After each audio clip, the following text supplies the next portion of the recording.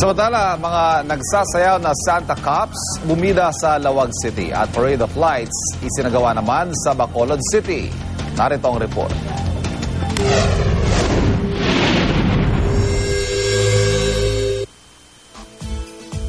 Muli na namang lumiwanag ang mga kalsada sa lungsod ng Bacolod nang isagawa ang Parade of Lights ng West Negros University. Ang bawat estudyanteng sumali may bitbit na mga lantern na iba't iba ang disenyo.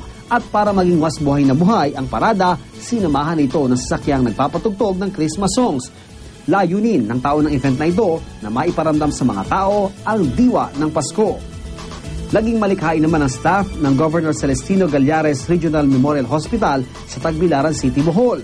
Ang kanila kasing Christmas decoration sa taong ito, gawa sa recycled materials. Tulad na lang nitong lantern na gawa sa disposable cups of plastic. Mayroon din gawa sa dextrose at syringe.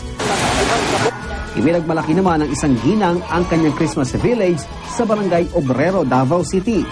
Animoy North Pole ang itsura ng kanyang Christmas village na kumpleto pa sa maliit na bahay at figurines. Galing pa raw sa iba't ibang bansang figurines.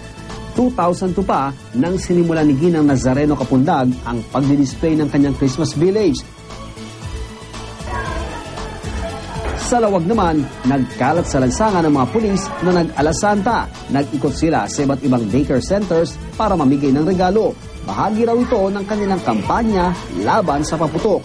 Nakisabay rin sila sa pagsayaw ng Gangnam Style na programa ng Department of Health para iwas paputok.